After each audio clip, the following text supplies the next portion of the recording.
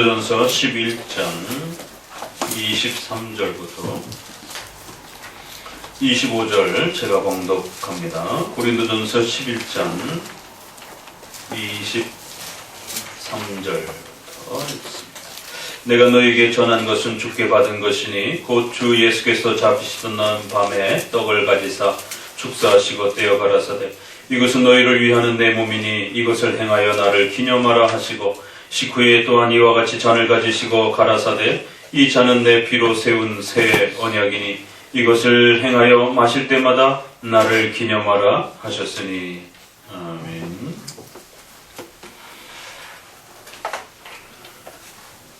오늘은 종교개혁 502주년 우리 기념 강좌 이후에 이제 또 성찬 주간과 맞물려 있어서 성찬에 대한 또 이 중요한 가르침들을 함께 살펴보도록 합니다. 특별히 종교개혁 500주년 우리 이 내용들 중에서 오직 그리스도 또 그 다음에 오직 하나님께 영광을이라고 하는 이러한 그 후반부의 주제들이 특별히 우리 칼빈주의, 개혁주의를 표방하는 또 이러한 개혁파 교회 또 이 개혁주의 교회 안에 왜 그토록 이 두 주제가 아주 중요한 그러한 기본 교리로서 자리 잡았는지 또 이러한 그 중요한 그 가르침 안에 특별히 그리스도에 대한 독특한 그러한 이해들 그래서 그리스도의 기본적인 신성과 인성에 대한 이러한 부분들은 공유했지만 또 예수님의 피로 구원받는다라고 하는 이러한 기본적인 구원론에 대한 부분들은 함께 공유했지만 후반부에 들어서면서 그리스도의 이성 1인격이 한 인격 안에서 어떻게 사역하시는가 그 존재에 대해서는 어느 정도 공유를 했는데 그 한 인격이신 그리스도께서 교회의 역사 속에서 또 승천하신 이후에 어떻게 그리스도께서 지속적으로 그 교회와 함께 또 역사하시는가에 대한 이 승천 이후의 그리스도의 그러한 그 일하심에 대한 부분들의 해석의 차이가 나타나면서 루터파는 성육신을 강조하게 되고 개혁파는 승천을 더 강조하게 되는 또 이러한 차이들을 보이게 됩니다. 그래서 그리스도의 그 사역론 부분에서 많은 차이들을 나타내면서 그리스도의 인성이 승천하시고 우리 눈앞에서 사라지셨던 이 사건 때문에 그러면 과연 그리스도께서는 우리와 함께 계시는 것인가? 함께 계시지 않는 것인가? 이러한 그리스도의 인성에 대한 많은 해석의 어려움이 발생이 되었고 그러면 우리 눈에서 사라지신 그 그리스도의 인성은 어떻게 그 교회와 함께 존재하시고 또 어떻게 그 교회와 함께 일하시는가 그 인성이 계속 계셨더라면 좀 더 쉽게 접근했을 텐데 인성이 사라지셨단 말이에요. 그러다 보니까 이 그리스도의 인성, 승천 이후에 그리스도의 인성이 어떻게 그 신성과 함께 일하시는지, 그 교회의 성도들과 함께 계시는지, 더더욱 성찬 속에 어떻게 그리스도의 그 인성이 함께 하실 수 있는지, 이러한 부분들이 해석의 차이가 나타나면서 결국 개혁파 교회를 또 개혁파 신앙을 추구하는 이러한 전통적인 장로교회에 있어서는 좀 더 그리스도의 인성에 대한 깊은 이해와 또 성경 전체를 통해서 그리스도의 인성의 풍성한 또 이해들을 더욱 잘 정립해 가게 됩니다. 그래서 오늘은 성찬과 연결되어서 또 우리가 앞서서 계속 가르침을 받으면서 이번 종교개혁 기념 또 설교에 있어서는 이처럼 오직 그리스도와 오직 하나님께 영광이라고 하는 이러한 그 두 주제와 연속성에서 한 번 더 성찬을 통해서 그리스도의 인성에 대한 이런 부분들을 또 좀 더 집중해서 또 잘 배워가시기를 바랍니다. 지난주 설교는 아주 힘들고 어려운 정말 우리 성도들과 함께 성경이라고 하는 이 깊은 바다로, 또 교회사라라고 하는 그 깊은 바다로 이렇게 또 신학이라고 하는 또 이러한 그 도구를 가지고 수많은 또 신학자들의 그러한 해석의 차이들과 또 신앙 고백서 안에서 드러나는 그런 표현의 차이들을 전부 사용해서 성경이라고 하는 이러한 그 깊은 바다로 맨날 이렇게 얕은 물에서만 이렇게 물장구 치고 놀다가 목사님이 우리 한번 깊은 물로 가봅시다 하고 헤엄을 확 치고 들어가니까 막 허우적허우적 막 물을 많이 먹는 분들도 계시고 수영을 잘 하시는 분도 계시고 각자의 또 신앙의 연륜에 따라서 그 깊은 물에서 노는 그 또 이 맛을 또 느껴보셨을 것입니다. 적어도 그 정도의 그 내용들은 종교개혁 시대에 이렇게 초보에서 중간 정도로 넘어가는 정도 수준에서 늘 이렇게 들을 수 있었던 그러한 정도의 내용입니다. 그러니까 그 시대의 이 설교의 깊이라고 하는 것은 얼마나 풍성하고 깊었는지를 모릅니다. 오늘 우리 시대에 그러한 그 하나님의 말씀의 풍요로움들을 우리 성도들에게 이렇게 드러내주고 또 성도들이 그 정도 수준 안에서 들을 수 있을 정도로 그렇게 우리가 나아간다면 얼마나 기쁘겠습니까?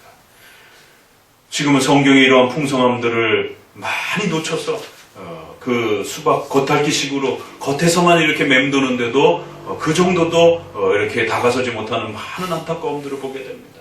대부분이 다 성경 덮고 경험적인 그러한 신앙의 이러한 이야기들을 하기 때문에 성경이 무엇을 말하는지, 그리고 그 성경을 잘 쫓아갔을 때에 그 성경을 통해서 깨닫게 되는 그 하나님의 놀라운 은혜들이 무엇인지에 대해서는 제대로 맛을 보지 못하는, 그러다 보니까 점점 더 성경 읽기가 싫어지는 거예요. 성경 읽기가 부담스러운 것이에요. 성경 읽기가 재미가 없는 것이에요. 성경 읽기에 재미가 없으니까 설교를 듣는 데서도 강의 설교가 재미없는 것입니다. 이 강의 설교의 맛이 한번 들게 되면 일반적인 제목 설교 듣지 못합니다. 20분짜리 30분짜리 설교 듣다 보면 왜 목사님 설교를 하다 말지? 설교의 이 강의 설교의 이 풍요로움의 이 은혜들을 제대로 맛보기 시작하게 되면 그 성경이 주는 그 놀라운 기쁨과 즐거움 속에서 떠나고 싶어 하지 않나. 성경을 모르니까 자꾸만 다른 프로그램으로 결국 나아가게 되는 것입니다. 올해를 이제 마감하면서 이처럼 종교개혁 기념 강좌를 통해서 우리 성도들에게 정말 우리 장로교가 또 나아가야 하고 또 배워야 되는 이러한 중요한 교리들을 중심으로 해서 또 교회 역사 전체를 들여다보면서 또 우리 성경의 기존에 가볍게만 보았던 그런 표현뿐만 아니라 더 깊은 그런 내용과 문맥을 따라서 더 깊은 내용을 볼 수 있는 이런 부분들을 함께 이렇게 좀 들춰내 보았습니다. 그래도 중간에 안 도망간 것이 아주 우리 성도들의 훌륭한 또 칭찬해줄 면들입니다. 그 정도의 깊이와 또 시간과 내용을 가지고 소개했더라면 목사님이 쫓겨나든지 성도들이 도망가든지 둘 중에 하나가 됐었을 것입니다. 이렇게 자꾸만 이렇게 훈련해 보셔야 됩니다. 그래서 더 깊은 한계로 들어가 볼 수 있도록 계속 노력하다 보면 정말 성경이 주는, 성경을 붙들고 정말 엉엉 울 수 있는 그 성경이 주는 감동과 기쁨들을 맛보실 수 있을 것입니다. 왜냐하면 오직 성경을 통해서만이 하나님이 우리에게 은혜를 주시고 오직 성경을 통해서만이 예수 그리스도를 영접할 수 있고 오직 성경을 통해서만이 그 위대한 하나님의 나라의 부요함들을 맛볼 수 있도록 그렇게 약속하셨기 때문에 성경 외로 성경을 덮고 성경 외적인 방식으로 넘어가게 되면 이 하나님의 은혜에 대한 부분들을 놓쳐버리게 되는 것입니다. 자, 오늘은 이제 그러면 계속해서 바로 그리스도 또 오직 하나님께 영광과 관련해서 우리 그리스도의 인성에 대한 이 내용들이 성찬으로 이어질 때에 이 장로교회의 독특한 그리스도에 대한 이해, 장로교인들은 왜 도대체 이렇게 그리스도에 대한, 특별히 그리스도의 인성에 대한 이해들을 이렇게 이해를 했는가? 결국 1529년에 말부르그의 회의라고 하는 루터와 쯔빙글리가 드디어 만났습니다. 그 위대한 종교개혁자 두 사람이 만났습니다. 루터와 칼빈은 한 30년 정도 아버지와 자녀 정도의 엄청난 나이차가 있었기 때문에 칼빈은 2세대 종교개혁자였기 때문에 1세대인 루터와 쯔빙글리하고 나이 사이가 상당합니다. 루터하고 쯔빙글리는 나이가 비슷하고요. 그래서 스위스와 독일에서 이렇게 각각 종교개혁을 하다가 프랑스를 중심으로 해서 로마 가톨릭 군대가 자꾸 주변 지역을 침략해 오기 때문에 힘을 합쳐서 가톨릭을 대항하고자 하는 이러한 취지를 가지고 먼저 신앙 고백의 일치를 이루어야만이 함께할 수 있기 때문에 신앙 고백 일치를 이루기 위해서 말부르그에서 1529년에 드디어 만나서 신앙문을 조항을 작성해 가기 시작합니다. 그런데 다 합의가 됐는데 이제 한 부분에서 성찬 부분에서 심각한 충돌이 일어나기 시작합니다.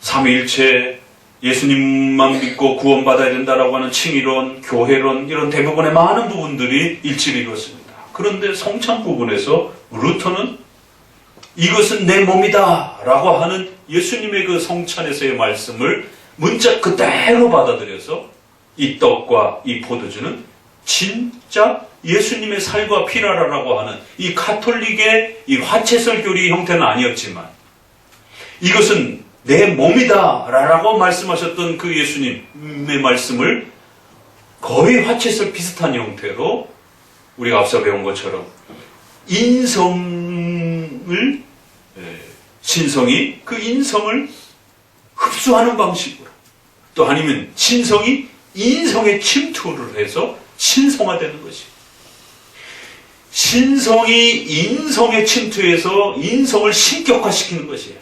아니면 인성이 신성 안으로 흡수가 되어가지고 신성화되는 것이에요. 사실 그게 그겁니다. 결국 인성은 신성화되는 것이에요. 그래서 신성처럼 눈에 보이지 않습니다. 만질 수 없습니다. 온 우주 만물에 이제 가득 차 계십니다. 그러나 우리가 고백했던 예수 그리스도는 마리아의 태에서 성령의 잉태하심으로 태어나신, 그래서 우리 손으로 만질 수 있고 볼 수 있고 함께 식사할 수 있었던 물질적 존재를 가진 참된 영혼과 몸을 가지신 진짜 인간이요 참된 인성을 가지신 그러한 인간이셨던 것입니다. 그런데 어느 날 갑자기 이 성찬에 대한 이해 부분에서 루터파는 예수님의 몸이 사라진 것처럼, 예수님의 몸을 더 이상 만질 수 없는 것처럼 그렇게 성도들에게 가르치기 시작한 것입니다.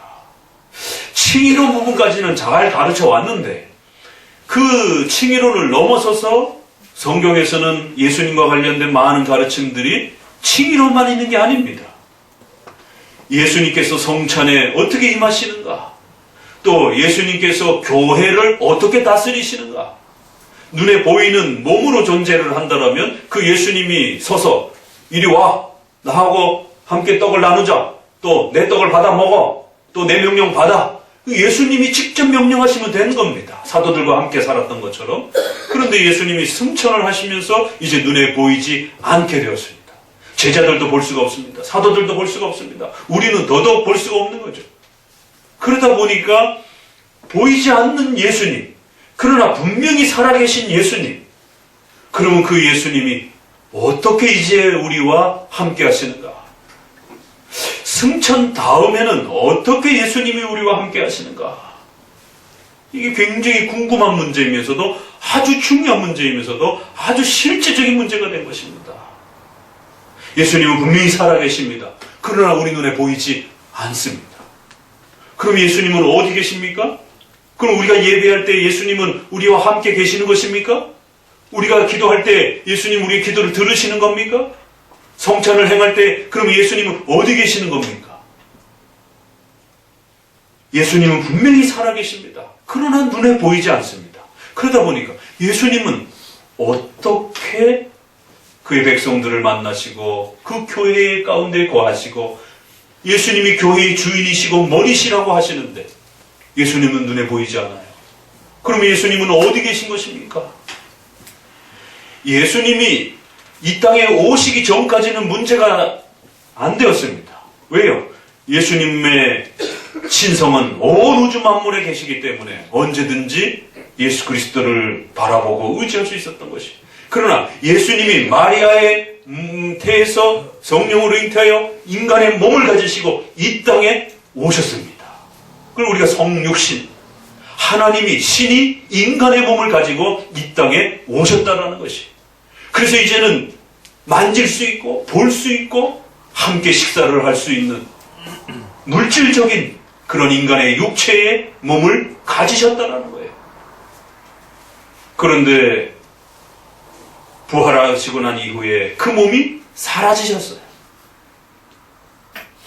예수님의 몸이 계셨을 때는 제자들이 함께 그 예수님과 함께 계셨습니다. 함께 식사했습니다. 함께 예배했습니다. 함께 기도했습니다. 전혀 문제가 되지 않았어요. 그래서 예수님이 살아계신 동안에는 이방 사람들은 그 예수님을 만질 수도 없고 볼 수도 없고 가까이 할 수도 없었던 것이. 오직 유대 베들레헴의 그 이스라엘 지역 주변의 사람들만이 예수님을 볼 수가 있었고 만질 수가 있었고 같이 식사할 수가 있었습니다. 저 멀리 바다를 건너와야 되고 먼 지역에 있는 사람들은 예수님을 만지거나 볼 수가 없는 것이.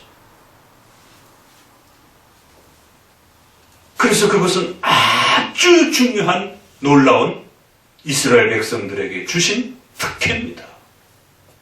제자들에게 준, 사도들에게 준 특혜예요. 그런데 어느 날 예수님이 부활하시고 난 이후에 승천하셨습니다. 이제 눈에 보이지 않습니다. 그 놀라운 특혜가 어느 날 갑자기 확 사라져 버렸어요. 그럼 이제 사도들은, 제자들은 어떻게 예수님이 자기들과 함께 계심을 알 수 있습니까? 예수님은 과거처럼 몸이 없는 구약의 신성으로만 계시는 그런 존재가 아니게 되었습니다. 이제는 영원토록 몸을 가지시고 그 신성과 인성이 한 인격 속에서 그렇게 함께 계시는 이성 일인격, 신성과 인성을 가지신 그런 한 분 예수님이 되셨습니다. 신이신 예수님께서 인간의 몸을 취하여 우리를 구원하시고 우리를 하나님의 자녀로 삼으시며 그리스도와 한 몸으로 초대하시고 영원토록 함께 사시기 위해서 인성을 버리지 아니하시고 부활한 이후에도 그 인성을 영원히 가지시겠다라고 그렇게 약속하시면서 이 땅에 오신 것입니다. 그래서 이제 그리스도의 인성은 잠깐 우리 눈에 보였다가 사라지고 없어지는 그런 것이 아니라 구약에는 인성이 없었지만 이제 신약 예수님의 성육신 이후에는 영원토록 그 인성이 존재하는 인성에 이러한 놀라운 변화가 생긴 것입니다. 인성은 없었던 때가 있었고요. 성육신하고 난 이후에는 영원토록 그 인성은 이제 없어지지 아니하시고 그 인성을 가지시겠다라고. 왜냐하면 몸을 가진 그의 자녀들과 그의 신부, 그의 백성들, 바로 저와 여러분들을 하나님의 자녀로 우리의 몸과 영혼을 그렇게 초대해 주시기 위해서 그 그리스도의 인성도 영원히 없어지지 아니하시고 이제 존재하시고 함께 하시겠다라고 그렇게 약속하시면서 이 땅에 오신 것입니다.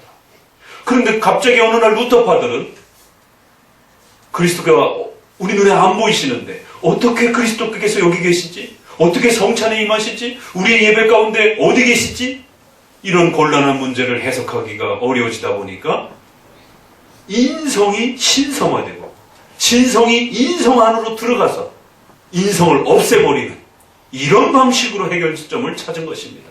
해석에 오류가 발생이 된 것이에요. 그래서 성경 해석을 잘 해야 된다는 이유가 바로 이런 데 있는 것입니다. 칭의론 부분에서는 바르게 해석했지만 이제 교회론으로 넘어오면서 그리스도께서 우리의 예배 가운데 어떻게 함께 하시는가? 성찬에서는 어떻게 임하시는가? 교회에는 그리스도께서 어떻게 다스려 가시는가? 이러한 그리스도의 통치와 함께하심에 대한 이 문제를 해결하기 위해서 많은 애를 쓰다가 결국 인성을 없애는 쪽으로 방법을 찾은 것입니다. 쯔빙글리는 다른 부분은 잘 해석해 오다가 역시 쯔빙글리에게 있어서도 그리스도의 인성은 어떻게 계시는 것이지? 어디 계시는 거지? 그리스도께서 우리와 어떻게 함께 하시는 것이지? 우리가 그리스도의 인성을 어떻게 만나는 것이지? 그리스도께서 거기 계셨을 때는, 제자들과 함께 계셨을 때는 같이 식사하고 만질 수 있었습니다. 그러나 승천하고 난 이후에는 어떻게 만져야 될지? 어떻게 그 교회에 계시는 것이지? 역시 쯔빙글리에게도 이 문제를 해결해야만 하는 것입니다. 왜요?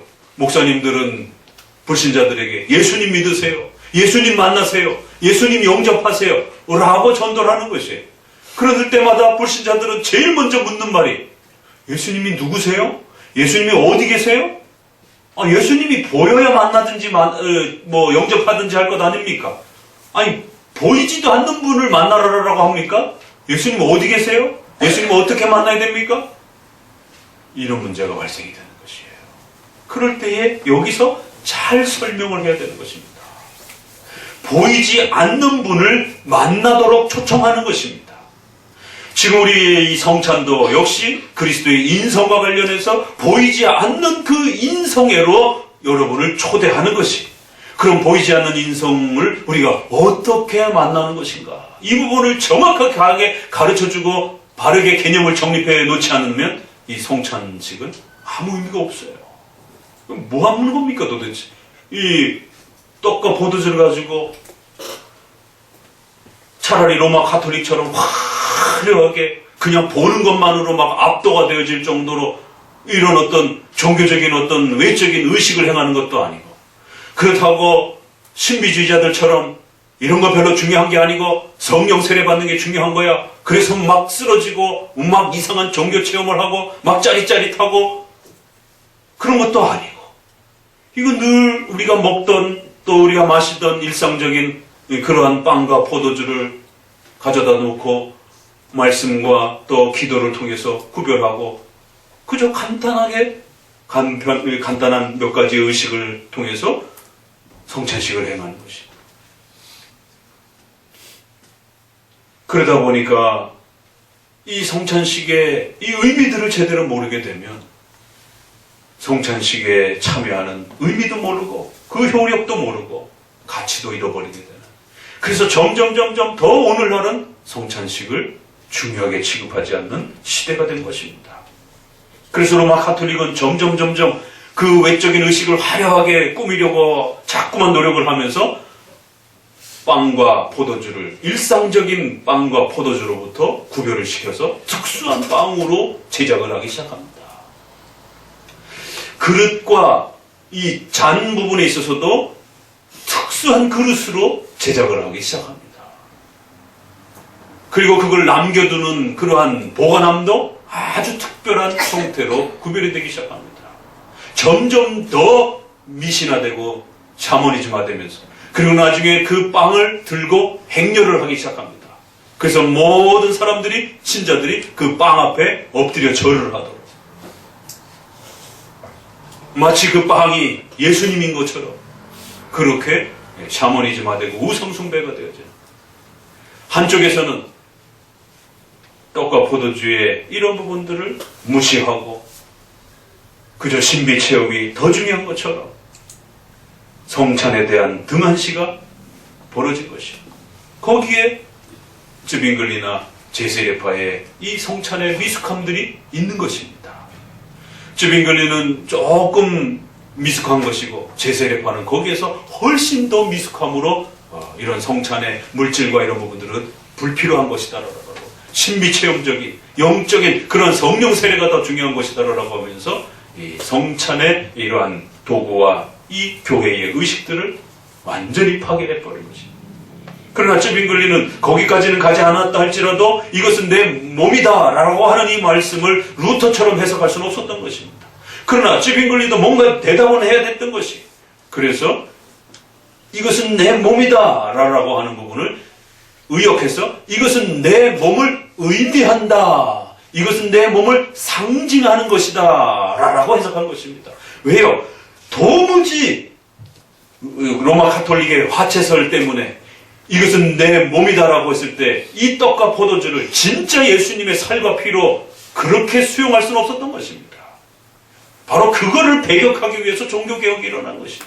어떻게 이 물질과 이 물질로 만든 빵과 물질로 만든 포도주가 어떻게 승천하시고 난 이후에 예수님의 진짜 몸이 될 수 있느냐? 이건 말도 안 된다. 물질이 숭배가 되어지는, 우상 숭배가 되어지는, 이건 잘못된 것이다 라고 배격을 한 거예요. 그런데 루터의 성찬론이 가톨릭의 성찬론하고 비슷하게 가르쳐지는 것이에요. 루터는 가톨릭처럼 가르치지는 않았지만 인성이 신성화되었기 때문에 그 인성도 빵 속에, 빵 옆에, 빵 아래에 공재 함께 한다는 거예요. 그 공간에 함께 존재한다는 거예요. 그래서 공재설이라고 표현을 구별했지만 이것은 내 몸이다 라고 하는 말씀을 문자 그대로 적용한 거는 가톨릭하고 거의 비슷한 것입니다.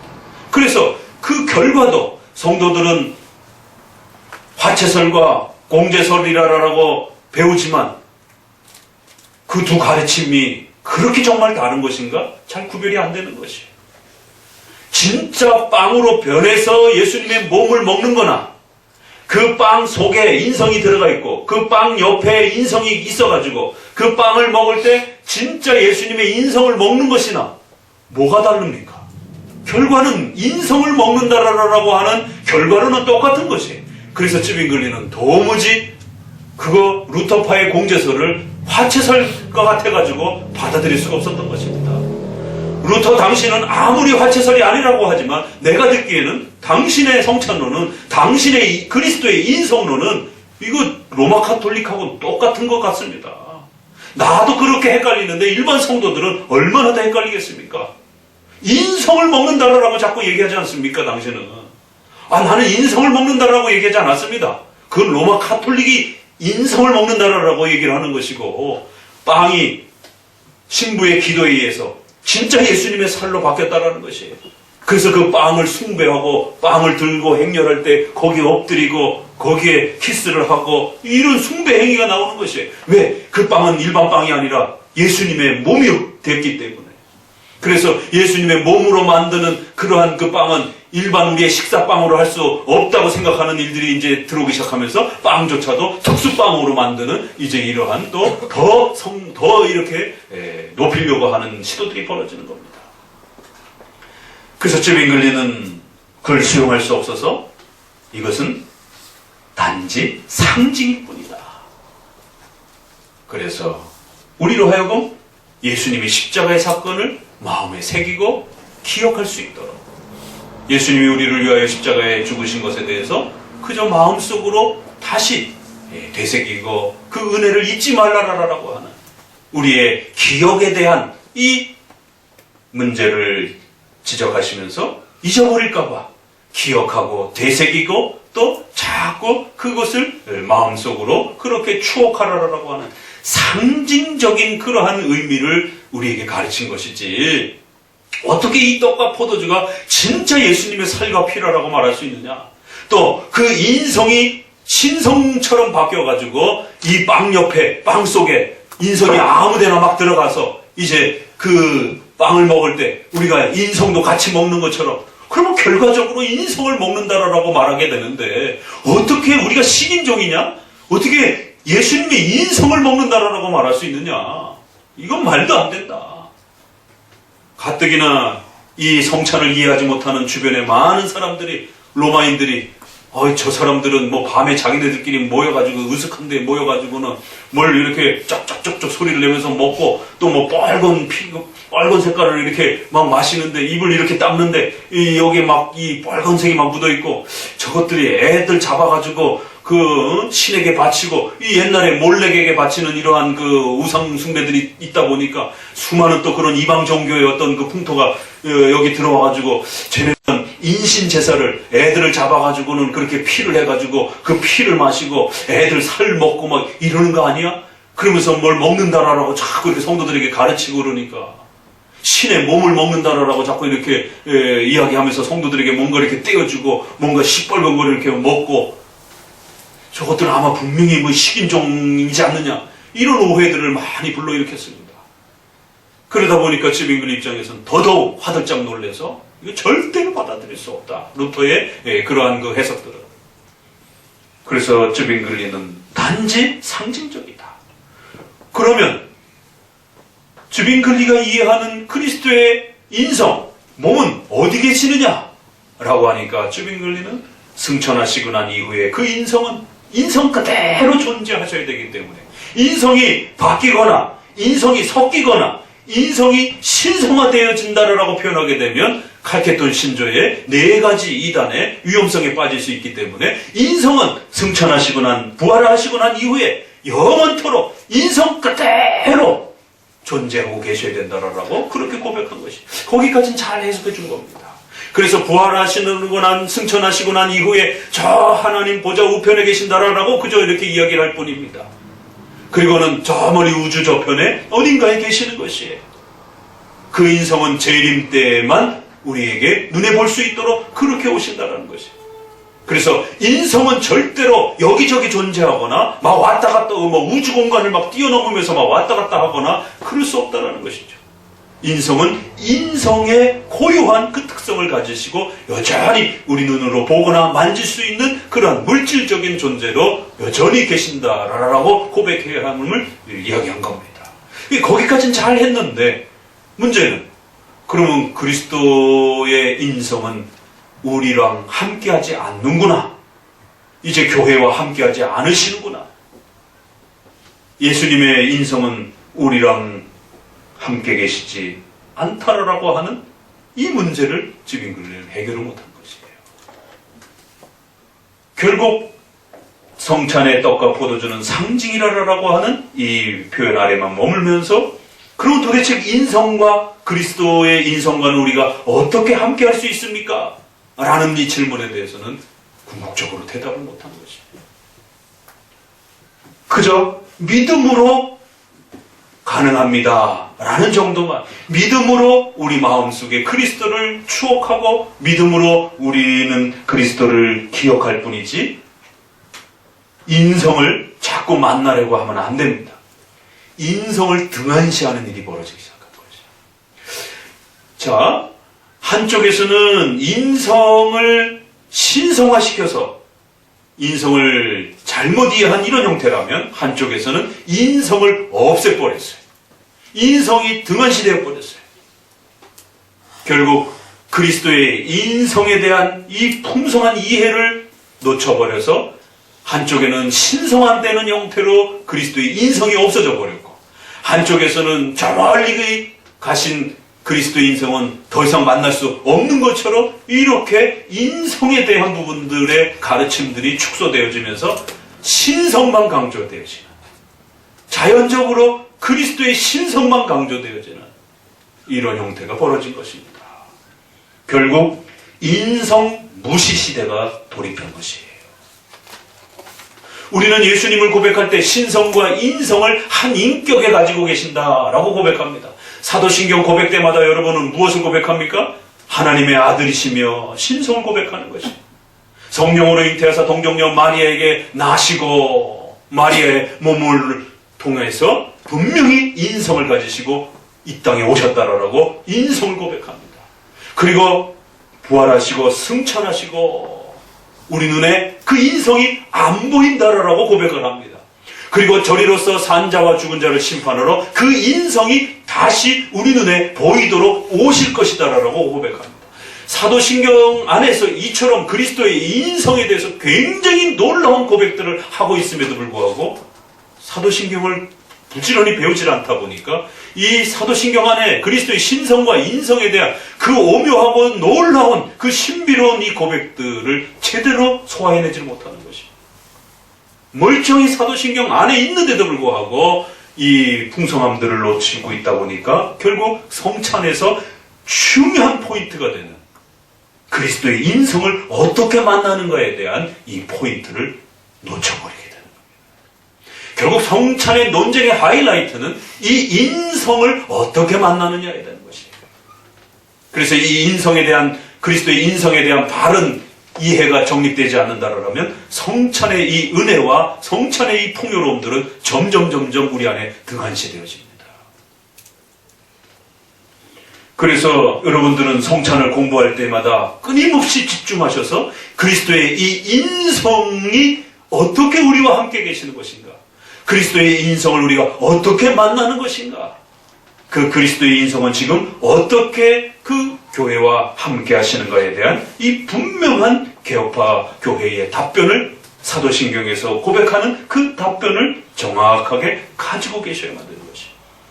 그래야만 이 성찬에 참여할 때 떡과 포도주를 그리스도의 신성을 상징하는 걸로 사용하는 게 아닙니다.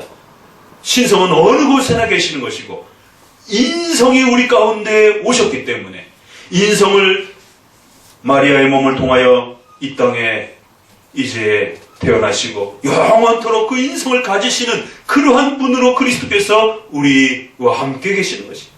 그래서 이제 예수님의 살과 피를 상징하는 이 떡과 포도주를 사용하여 우리는 그리스도의 인성을 어떻게 만나는 것인가에 대한 이 성찬의 풍요로움에 접근하게 되는 것입니다.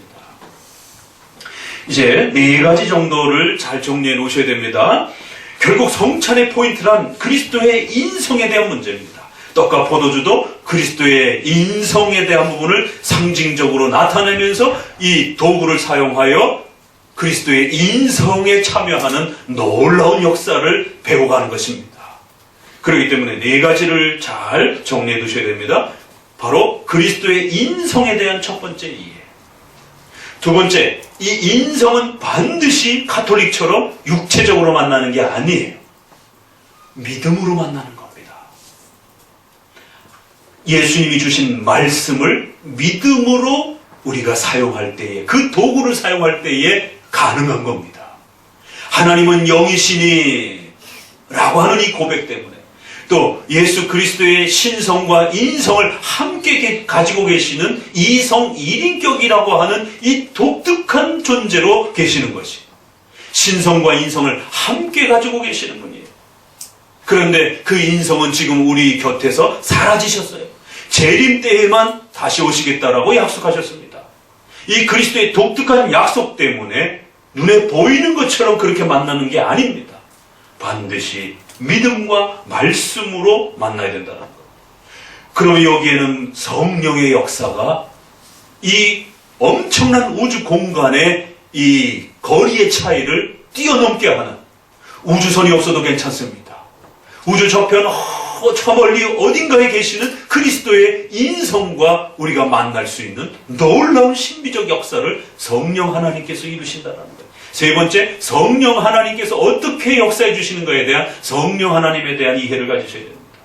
네 번째, 이것은 여러분이 개인이 혼자서 기도하고 혼자서 성경 읽고 이런 개인적으로 할 수 있는 게 아닙니다.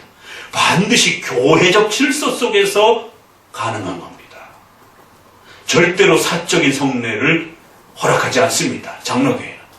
이 영광스러운 은혜는 하나님이 공교회라고 하는 공적인 예배 질서 안에서 일어나는 부요한 은혜인 것이에요. 그래서 반드시 교회적 질서가 무엇인지에 대한 네 번째 이해가 있어야 됩니다. 자, 첫 번째, 우리 하이델베르그 요리문답을 주보에 있는 부분을, 주보에 있는 프랑스가 있으니까 요거는 그냥 들으세요. 자, 하늘에 오르사라는 말의 뜻은 무엇입니까? 첫 번째, 인성에 대한 이해. 지금까지 말씀드렸던 것들을 성경과 우리 교리문답으로 정리를 해봅니다. 인성을 더 잘 집중해야 되고 인성을 더 잘 이해하셔야 됩니다.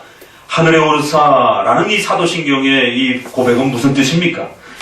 46문의 하이델베르그 요리문답. 그리스도께서는 제자들이 보는 가운데서 지상으로부터 하늘로 올라가셨으며 장차 산자와 죽은 자를 심판하기 위해 다시 오실 때까지 우리를 위해 그곳에 계신다는 것입니다. 하늘에 오르사라고 하는 이 사도신조의 고백은 그리스도의 인성이 우리로부터, 이 지구로부터 공간적으로 옮겨가셨다는 거예요. 절대로 예수님의 인성을 보거나 꿈속에서나 환상 속에서나 예수님을 봤다라고 하시면 안 됩니다. 그래서 우리가 예수님의 인성을 함부로 그리거나 조각상으로 또 만들어서 만지거나 소유하거나 이런 형태로 나타내면 안 된다는 것이 공간적으로 이동해 계시고 그곳에 계신다는 것입니다. 47문 그러나 그리스도께서는 이 세상 끝날까지 항상 우리와 함께 계시겠다고 약속하지 않았습니까? 이 질문을 또 던지는 것이에요. 그러면 그 인성은 어떻게 우리가 이해를 해야 됩니까? 그리스도께서는 참 인간이시며 참 하나님이십니다. 인간으로서는 그는 더 이상 이 땅에 계시지 않지만 인성으로는 이 땅에 더 이상 안 계시는 것이에요. 그의 신성과 존귀와 은혜 그리고 영으로서는 그는 결코 우리를 떠나 계시지 않습니다. 신성과 인성의 함께 하심에 차이가 발생이 됐다는 것을 명심하셔야 된다는 거예요. 48문 신성이 계시는 곳에 인성이 함께 계시지 않는다면 그리스도 안에 두 성품은 서로 분리되는 겁니까? 그러면 칼케톤 신조의 초대교회 때 두 성이 분리되거나 갈라지는 것 이거 이단으로 정죄를 했습니다. 그래서 신성 따로 인성 따로 막 돌아다니는 존재하시는 것처럼 이렇게 이해하는 걸 이단으로 정죄했습니다. 신성과 인성이 섞여가지고 변화되거나 혼합되는 것 그래서 신성과 인성을 잃어버리는 것 이것도 이단으로 정죄를 했습니다. 네 가지지만 사실은 크게 나누면 둘입니다. 하나는 섞이는 쪽, 하나는 갈라놓는 것. 신성과 인성이라고 고백하다 보니까 이게 문제가 되는 것이에요. 둘 다 이단이 이러한 고백입니다. 우리는 한 인격 안에 한 분 예수님 안에 신성과 인성을 가지신다라고 고백을 했는데 그러면 인성은 저곳에 계시고 신성은 모든 우주 공간에 계신다라고 말하면 이거 잘못하면 신성과 인성을 떼어놓는 거 아닙니까? 전혀 그렇지 않습니다. 신성은 무한하고 무소부재하시기 때문에 그렇지 않은 인성의 한계에 얽매여 계시지 않습니다. 신성은 온 우주 만물에 계시고 인성은 어떻다고요? 그렇지 않다라는 것이. 인성은 한 곳에만 계신다는 것이에요. 그럼에도 불구하고 인성과 신성은 그분의 인격 안에 연합되어 계십니다.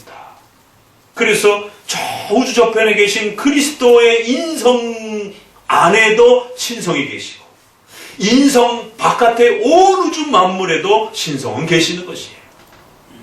그러니까 신성과 인성이 한 인격 안에 계신다라고 하는 이 칼케톤 신조에 우리 사도신경에 고백한 예수님 한 분 예수님 안에 신성과 인성을 함께 가지고 계시는 예수님을 우리는 고백합니다라는 이 고백은 변함이 없는 것이다라는 거예요.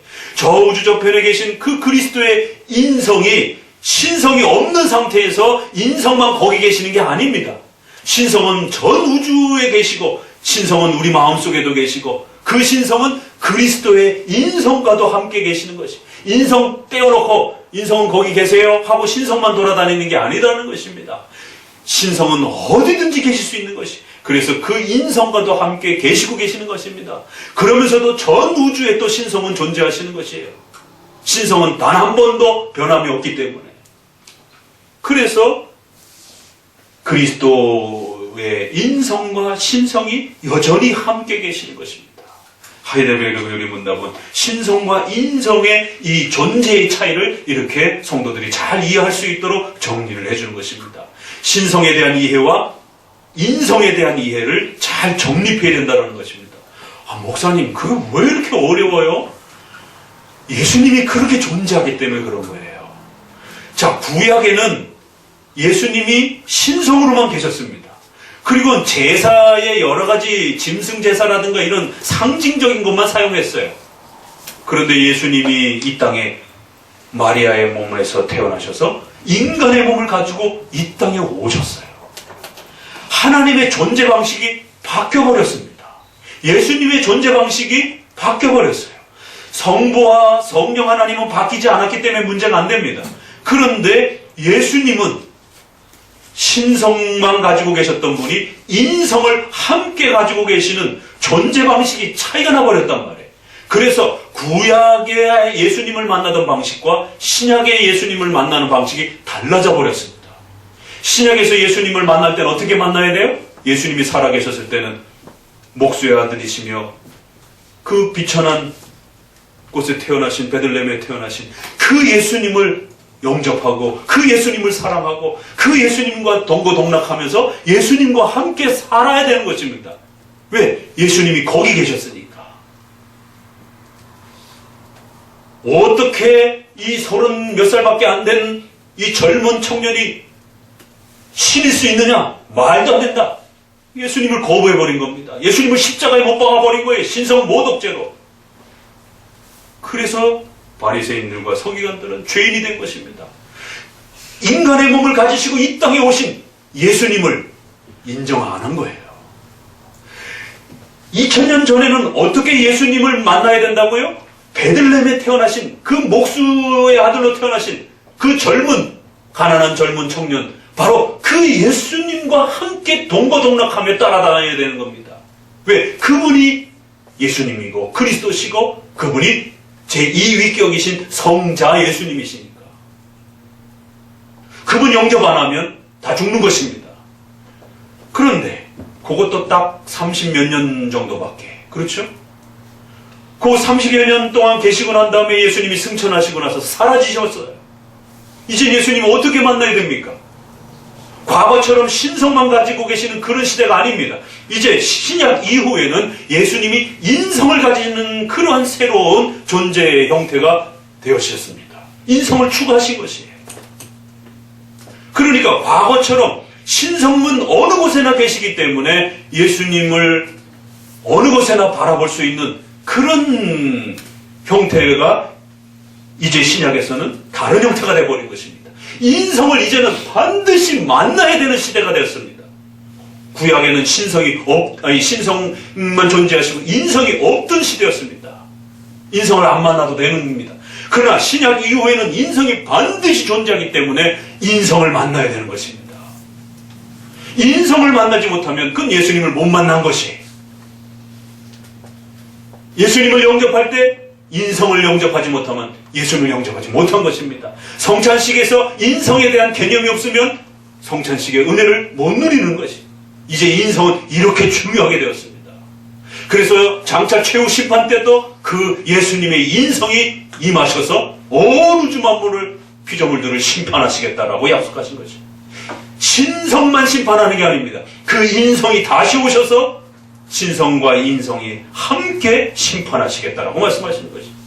이제 우리는 인성을 제쳐놓고는 절대로 그리스도를 만날 수 없는 시대가 되어버렸습니다. 그리스도의 존재 방식, 제2위격이신 성자 하나님의 존재 방식이 구약과 신약 이후로가 차이가 납니다. 그래서 만나는 방식도 차이가 나는 것입니다. 더더구나 사도들과 예수님이 육체로 계셨던 신약 성경과 또 그 복음서에 계셨던 그 방법하고는 또 달라지는 것입니다. 그때는 육체가 제자들과 함께 계셨기 때문에 문제가 없었습니다. 그러나 지금은 그 육체가 인성이 사라지셨기 때문에 더더욱 성도들은 그럼 어떻게 예수님의 인성을 만나야 되는 것인가에 대한 아주 심각한 질문이 던져지게 되었고 여기에 대해서 반드시 대답해야 된다는 것이죠. 그래서 예수님의 존재 방식이 인성을 추구하는 형태로 이제는 영원토록 그렇게 존재하신다라고 약속하셨기 때문에 그럼 이제 신약 이후로는 어떻게 그 인성을 만날 수 있는 것인가에 대한 바른 개념이 정립이 돼야 된다는 거예요. 신성만 만나는 것처럼 생각하게 되면 신비주의에 빠집니다. 환상 속에 꿈속에 막 그 신성이 자기 안에 들어와서 이제는 직통계시도 막 하고 성경도 다 필요 없고 그러니까 신비주의에 빠지는 거죠. 한편으로는 인성에 대해서 아예 무감각하고 또 살아가는 것입니다. 자, 하이델베르그 요리문답에는 뭐라고 또 표현하는가? 사도신경에 하늘에 오르사라는 이 뜻이 도대체 무슨 말입니까? 그리스도께서 하늘에 오르셨으므로 그분은 이제 더 이상 땅 위에 계시지 않는다는 말입니까? 예, 맞습니다. 예수님의 인성은 더 이상 땅에 우리 눈으로 보이고 만질 수 있는 상태가 아니라는 것이죠.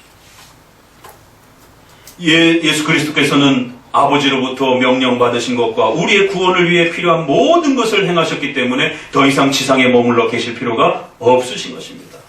이 하늘에 오르심은 우리에게 어떤 유익을 줍니까? 첫째로 예수 그리스도께서는 우리를 위해 이 땅으로 내려오셨던 것처럼 우리를 위해 다시금 하늘로 올라가신 것입니다. 이를 통해서 그분은 우리가 그곳에 들어갈 수 있도록 허락해 주셨고, 또한 과거 우리의 죄 때문에 닫혀있던 하늘문이 이제는 우리에게 열려있다는 사실을 가르쳐주는 보증이 되는 것입니다. 둘째로 그리스도께서는 우리의 중보자와 변호자가 되시기 위해 그곳에서 아버지의 면전으로 나아가십니다. 78문, 그러나 예수 그리스도께서는 하늘에 계심으로 세상에서 떠나셨고 이제는 더 이상 우리와 함께 계시지 않는 것입니까? 여기서도 인성에 대한 질문을 묻는 것입니다. 왜? 이것은 심각한 문제이기 때문에. 예수님의 인성을 어떻게 만나야 되는 것인가 도대체? 아닙니다. 그리스도께서는 정반대의 말씀을 하셨습니다. 즉 그분은 세상 끝날까지 우리와 함께 계실 것이라고 말씀하셨습니다. 그럼 어떻게 만나야 됩니까? 79문, 그리스도께서는 우리와 함께 계시는 것은 육신적인 형태를 통해서입니까? 아닙니다. 하늘로 올리움을 받으신 몸, 인성과 세상 모든 곳에 계시는 신성은 서로 다른 별개의 사항입니다. 계속해서 사도신경의 하늘에 오르사라고 하는 이 고백 안에, 이 교리 안에는 이처럼 신성과 인성에 대한 바른 이해를 우리 성도들이 잘 가질 수 있도록 노력해야 된다라고 거듭거듭 가르쳐가고 있습니다. 왜요? 마태복음 26장 11절에는 가난한 자들은 항상 너희와 함께 있거니와 나는 항상 함께 있지 아니하리라. 예수님 분명히 뭐라 그랬어요? 함께 있지 않을 것이라고 말합니다. 그러나 마태복음 28장 20절에는 분부한 모든 것을 가르치라, 지키게 하라, 볼지어다 내가 세상 끝날까지 너희와 항상 함께 있을 것이다.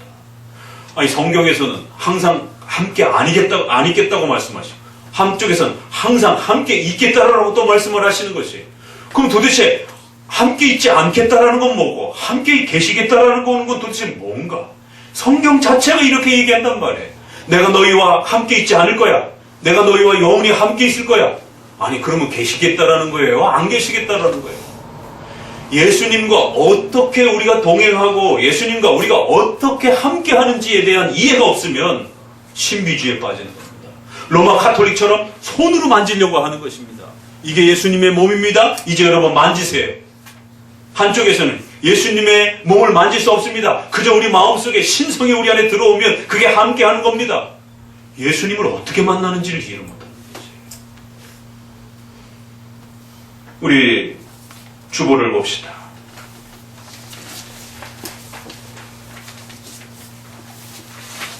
주보에서 프랑스 신조에서는 이 부분을 어떻게 설명하면서 정리하는가를 읽어보도록 합니다.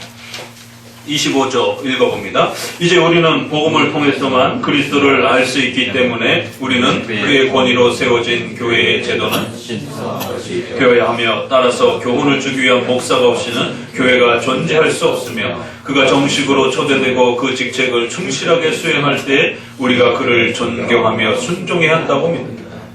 하나님이 이러한 도움과 꼭 필요로 하시는 것은 아니고 다만 이러한 제약으로 그가 우리를 다스리기를 좋아하시기 때문이다.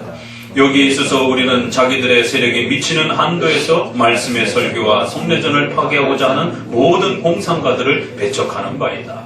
이 마지막 부분은 바로 제세례파를 말하는 것이. 성찬이 이게 뭐 대단하다라고 자꾸 그렇게 강조합니까? 장로교회만이 개혁화만이 이 성찬이 얼마나 중요한 것인지를 끝까지 지켜낸 겁니다. 제세례파, 성공회 다 잊어버렸어요. 오히려 또 이쪽 성공회나 로마 카톨릭은 샤머니즘, 우상숭배 형태로 또 극단적으로 나간 거고 한쪽은 아예 없애버렸고 성찬의 성경적 가치가 다 파괴가 되어버린 겁니다. 그럴 때에 개혁파가 장로교회가 끝까지 영적 임재설이라고 하는 이 가르침을 따라서 예수 그리스도의 인성에 대한 바른 해석을 해내면서 성찬의 가치를 다시 회복시켜 준 것입니다. 특별히 25조에서는 이처럼 교회의 제도와 교회의 질서를 통해서 이루어지는 이 성찬의 또 중요한 질서들을 언급합니다. 그래서 반드시 이 성찬이라고 하는 것은 교회의 참된 표지, 말씀, 성례, 권징, 은혜의 수단, 말씀, 성례, 기도, 권징의 절차, 개별적인 훈계, 수찬정지, 출교 이렇게 셋으로 나눠지는 또 교회의 질서 속에서의 중요한 원리라는 것이, 이처럼 성찬은 교회가 이루어가는 중요한 질서 속에서 집행되어지는 것이다.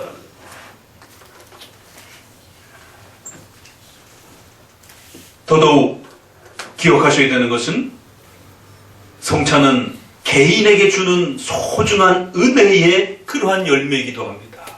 그러나 많은 분들이 이 성찬이 개인에게만 주어지는 그러한 은혜로서 너무 지나치게 생각한 나머지 교회적 질서를 통해서 하나님의 참된 교회를 세워가는 표지이고, 하나님께서 그의 교회를 유지하는 은혜의 수단이고, 그 교회를 어지럽히는 자들을 강력하게 막아내는 권징의 울타리로서 하나님의 통치와 다스림이 이루어져가는, 하나님의 공교회와 하나님의 보편교회라고 하는 하나님의 그리스도의 몸을 지켜내는 중요한 울타리와 도구라고 하는, 그래서 우리 성도들로 하여금 하나님의 몸된 교회로 머물 수 있도록 하늘의 영원한 천국의 그 생명을 이 땅에서 교회를 통하여 우리가 맛보고 즐거워하는 하나님의 어린 양의 혼인잔치를 이 땅에서 교회 안에 참여하면서 교회의 질서 속에서 이 땅에서의 천국의 그 영광스러움을 이 땅에서 맛보는 은혜를 주시는, 바로 교회를 지켜내는, 교회로 참여케 하는, 교회의 성도들로 머물게 하는 중요한 초대라는 사실을 또 많이 놓칩니다.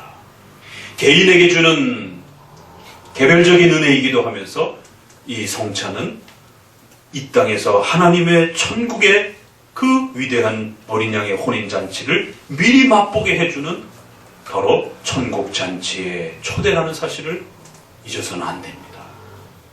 그래서 성찬식에 행할 때는 반드시 성도들이 개인의 마음속에 혹시라도 성도의 서로 간의 싸움이라든가 다툼이라든가 미움이라든가 이런 부분들이 있다라면 반드시 성찬에 참여할 때마다 하나님 앞에 회개하시고 각오하시면서 절대로 성도들하고 싸우지 않겠다라고, 성도들하고 다투지 않겠다라고.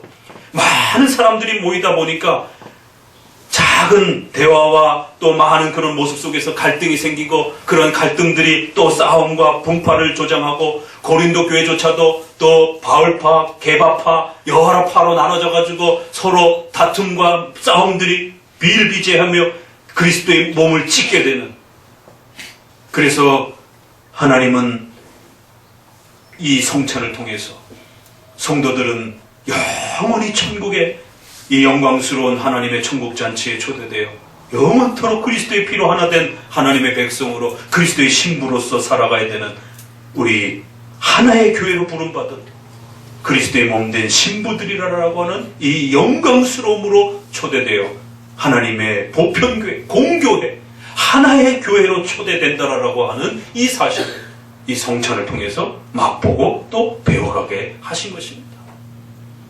어떠한 미움과 잘못이 있다 할지라도 용서하고 이 성찬에 참여할 때 하나님의 교회 안으로 참여하는 것이, 그래서 교회적 질서 속에서만 주는 것이지 사적인 성례를 절대로 주지 않는 것입니다. 하나님의 위대한 그 나라에 들어오는 것이에요. 그래서 이 성찬으로부터 배제시키는 것은 하나님의 잔치로부터 쫓아낸다라고 하는, 잘못하면 하나님의 잔치로부터 쫓겨날 수 있다라고 하는 엄중한 그러한 경고와 책망을 주는 것입니다. 그리고 또 아무나 못 들어오게 하는 것입니다.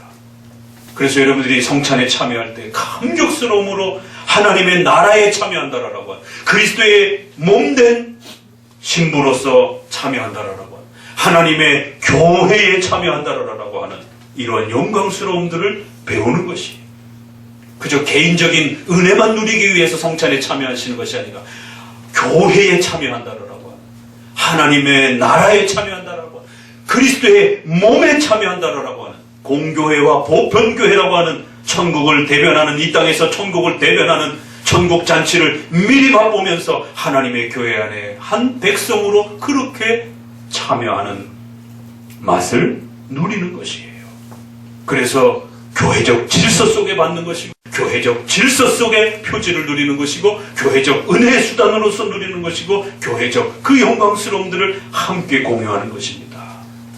교회를 만들어가면서 함께 이 성찬에 들어오는 것입니다. 너무 주관적인 개인의 은혜로만 생각하신 게 아니라 하나님의 공교회에 참여한다라고 하는 거룩한 공교회를 믿사오며 라고 하는 그 고백의 이 부분을 또 함께 생각하셔야 되는 거지.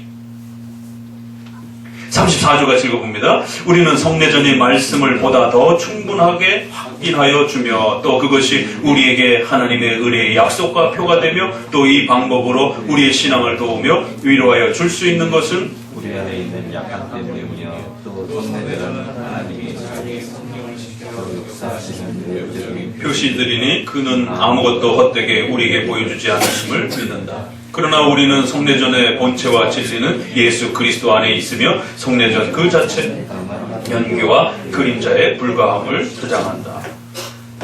성례전은 무엇이라고요? 말씀을 더 잘 확인해주는 외적인 그러한 표시라는 것입니다.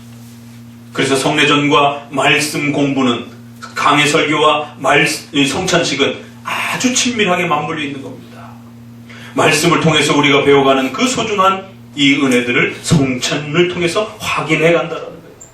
그것이 우리에게 하나님의 은혜의 약속과 표시가 되어서 이 방법으로 우리의 신앙을 도와주고 위로하신다는 것이에요. 이 성찬 잃어버리게 되면 성도들이 은혜가 갈급하고 목마를 때에 그거를 쉽게 회복하거나 채울 수 있는 방법이 없습니다. 찬양 많이 한다고요? 젊은이들은 찬양을 1시간, 2시간 하고 설교를 짧게 듣습니다. 청년들이 좋아한다라. 그렇게 해서는 은혜를 받을 수가 없습니다. 하나님은 그런 은혜의 질서를 준 적이 없습니다. 그래서 어느 날부터 찬양 오후 예배를 찬양 예배로 바꿔버렸어요. 제목까지 바꿔버렸어요. 그런 식의 질서를 통해서 하나님이 역사하신다라고 약속한 적이 없습니다. 물론 찬송도 중요합니다. 그러나 비중에 있어서 설교와 성찬이 더 중요한 것입니다. 차라리 그 시간에 오후에 성찬을 행하셔야 됩니다. 이 성찬의 가치가 너무 중요해서 초대교회 때는, 교부시대 때는 매일 성찬까지도 매일 성찬까지도 도입하려고 하는 시도들도 있었습니다. 매주 성찬을 넘어서서 매주 성찬으로 넘어가. 그래서 이제 이게 남용이 되면서 가톨릭에 매일 미사가 진행이 되어지는 이제 그런 형태로 남용이 되어지기도 합니다. 그러나 이 성찬의 가치가 없어서는 안 되는 그렇게 중요한 그러한 교회의 질서로 있었는데 지금은 아예 다 사라져버린 것이죠. 우리를 이러한 방식으로 돕는다라는 거예요. 우리 안에 있는 약함 때문이며 또 성례전은 하나님이 자기의 성령을 시켜 역사하시는 외부적인 표시들이라는 것입니다. 성령께서 이러한 질서를 세우시고 거기에 임하시겠다라고 약속하셨다라는 거예요. 그는 아무것도 헛되게 우리에게 보여주지 않으심을 믿습니다. 그렇기 때문에 이 성찬식은 헛된 게 아니라는 겁니다. 그럼에도 불구하고 성찬의 본체와 진리는 예수 그리스도라는 것이. 그래서 이 성찬의 포인트는 바로 예수 그리스도이신데 특별히 성찬에서 우리가 그리스도의 인성을 어떻게 만날 것인가에 대한 이 문제가 역사 속에서 가장 중요한 논쟁이 되었다는 거예요. 36절 있습니다. 우리는 성찬의식은 예수 그리스도와 우리들 사이의 결합의 증거임을 고백한다. 그것은 그가 우리를 위하여 한 번 죽으시고 부활하셨을 뿐만 아니라 또한 그가 피와 살을 가지시고 우리를 양육하시기 때문이니 이것으로서 우리는 그와 하나가 되며 그의 생명이 우리의 것이 될 것이다. 그는 세상을 심판하기 위하여 오실 때까지 하늘에 계시지만 이런 표현이 또 같이 연결이 되죠.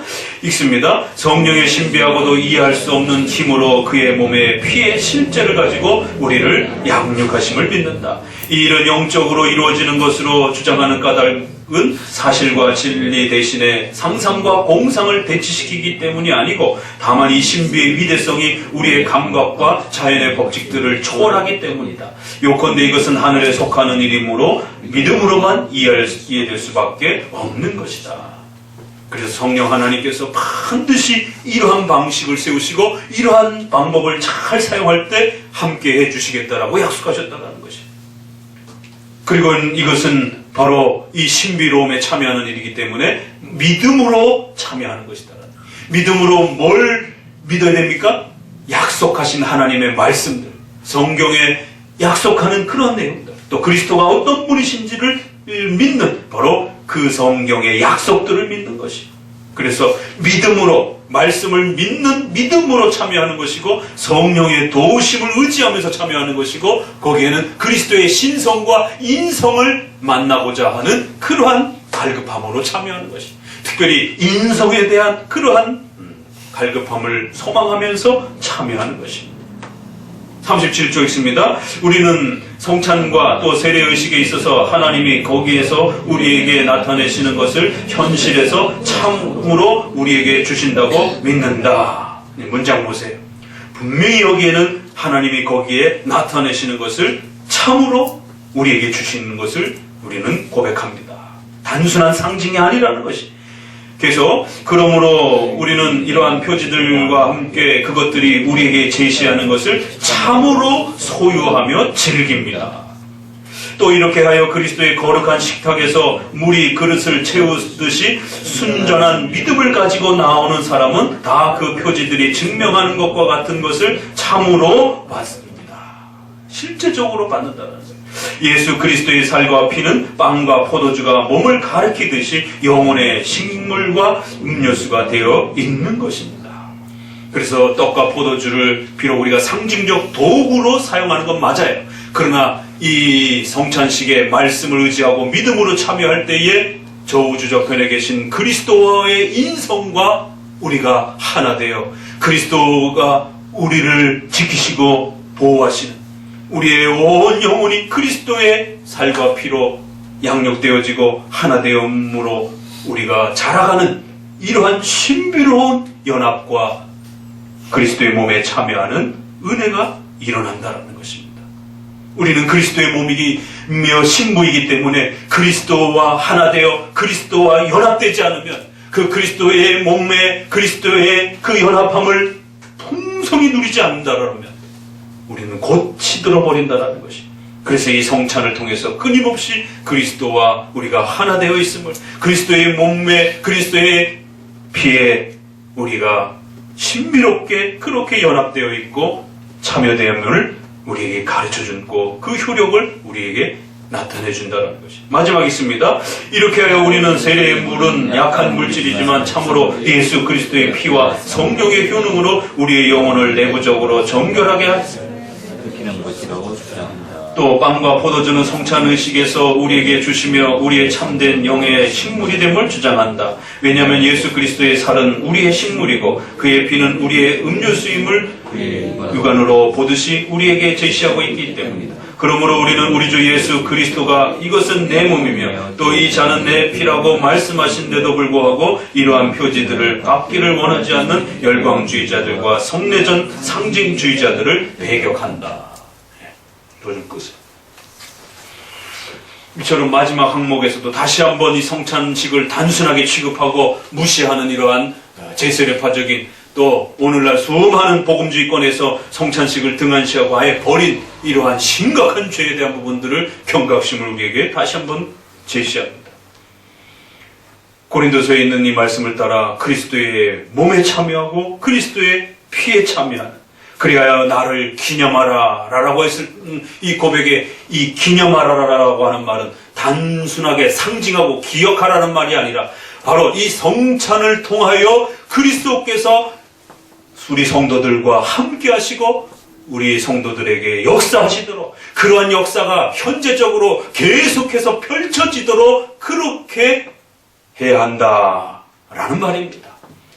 과거의 일로만 자꾸 상징적인 그 과거의 그 옛 추억으로만 생각할 문제가 아니라 이 성찬은 현재적으로 실제적으로 지금 현재의 그리스도의 인성과 그리스도의 신성과 우리가 함께 만나는 그러한 나타나는 그렇게 제시되는 그렇게 의미되어지는 그러한 것으로서 생각해야 된다는 것입니다. 그렇게 계속해서 역사되어지도록 해야 된다라는 말을 기념이라는 표현으로 표현한 겁니다. 우리 번역에서는 기념이라고 표현되어 있지만 이 헬라어는 여러 형태로 지금 목사님이 이야기한 것처럼 또 우리 지금 신앙 고백 안에 표현되어 있는 것처럼 나타나도록 제시되도록 그렇게 그리스도의 이 역사가 드러나도록 그렇게 해라라는 뜻입니다. 그래서 2번씩이나 몸에 참여하도록 또 피에 참여하도록 기념하라.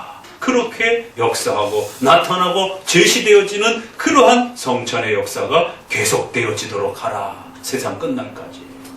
그리스도의 인성이 그 성찬에 그렇게 임하실 것이다라는 거예요. 그래서 비록 화채설이나 로마 가톨릭의 또 루터파처럼 떡과 포도주를 먹으면서 인성을 먹는 것처럼 그렇게 우리는 생각하지 않지만 그렇다고 해서 상징설처럼 떡과 포도주 이거 아무것도 아니기 때문에 귀찮고 또 할 필요도 없는 것처럼 인성에 대해서 완전히 무지해버린 인성을 놓쳐버리는 인성이 우리와 어떻게 함께 하시는지에 대해서 전혀 이해가 없는 그래서 인성을 막 그림으로 그리고 또 인성을 아예 신성화시켜버려서 인성을 아예 없애버리는 인성에 대한 이러한 정말 참혹한 이러한 무지함들이 오늘 우리 시대에 팽배하 있는 이러한 또 인성의 무시의 형태로 나타나서도 안 된다는 것이. 우리가 만나는 예수님은 신성과 인성을 가지고 계시는 예수님이에요. 그래서 우리가 말씀을 가지고 예수님을 소개할 때 그 신성과 인성을 가지신 예수님을 소개하는 것입니다. 거기에 신비로운 역사가 있는 것입니다. 성경의 그 가르침을 소개하지만 그 말씀을 믿게 될 때에 성령께서 도와주셔서 하나님 모자 우편에 저 멀리 계신 그 그리스도와 우리가 만나게 되어지는 신비로운 믿음의 역사가 일어나는 것입니다. 그래서 우리가 오직 믿음으로만 오직 은혜로만 예수님을 영접할 수 있고 구원받을 수 있다라고 말하는 것입니다. 예수님을 직접 만져서가 아니라 믿음으로 그 예수님을 영접하는 것이. 또 역시 성찬식에서도 동일하게 성찬식은 좀 더 보여지는 표현 형태로 우리를 돕는 신앙의 도구이기 때문에 그리스도의 몸과 피를 상징하는 떡과 포도주를 사용하여 저 멀리 우리 눈에 보이지 아니하시는 그리스도의 인성과 우리가 하나 되어 그리스도의 몸된 신부로 우리가 하나 되어 연합되어 있음을 그리스도와 우리는 이제 영원토록 헤어지지 않는 하나됨을 누리는 이 영광스러움을 맛볼 수 있도록 그리스도의 인성에 참여하는 또 신성에 참여하는 그 영광스러움들을 성찬을 통해서 주고자 하는 것입니다. 오늘 이렇게 그리스도의 인성과 관련해서 여러분들에게 좀 더 성찬의 이 가르침들을 거기에 집중해서 또 계속해서 들었지만 또 계속해서 들어야 됩니다. 그래야 반복적으로 자꾸 들으면서 이 성찬의 중요한 가치가 얼마나 소중한 것인지를 우리의 뼛속같이 새겨서 우리 종교개혁 선배들이 왜 그토록 이 성찬의 가르침을 가지고 오랜 동안 그렇게 싸워왔고 또 회복하기 위해서 목숨을 걸고 이 성찬을 지켜내려고 했는지에 대해서 또 깨달아야 하고 그들이 그렇게 지켰던 것처럼 오늘 우리들도 이 성찬을 다시 회복해내야 되고 우리 스스로가 또 지켜가야 하고 그럴 때 이 성찬이 주는 어마어마한 부요함과 영광스러움들이 회복될 것이며 또 그렇게 회복된 성찬에 이제 우리 성도들이 또 참여하는 그 복된 영광을 누릴 수 있는 것입니다. 그래서 하나님이 주신 그 약속의 성찬의 은혜에 참여할 때에 이 헤아릴 수 없는 놀라운 영광스러움들을 또 우리 성도들이 누리면서 신앙이 더욱 성장해 가는 것입니다. 오늘 또 성찬식을 맞이해서 또 앞서 배웠던 또 그리스도의 인성에 대한 또 이 가르침을 따라서 다시 한번 성찬에서 가르치는 이 놀라운 의미들을 또 함께 또 배워갑니다. 기도합니다. 하나님 감사를 드립니다. 오늘 특별히 성찬 주간을 맞이하여 예수 그리스도의 인성에 대한 또 이 깊은 가르침들을 배워갑니다. 성찬을 통하여 그리스도의 몸과 피에 참여하는 이 놀라운 신비롭고 위대한 하나님의 은혜를 특별히 그리스도의 신성과 인성에 참여하는 이러한 귀한 또 가르침을 따라 또 바르게 잘 깨닫고 또 이 성찬의 복을 누릴 수 있도록 은혜 베풀어 주옵소서. 예수님의 이름으로 기도합니다. 아멘. 찬송 142장입니다.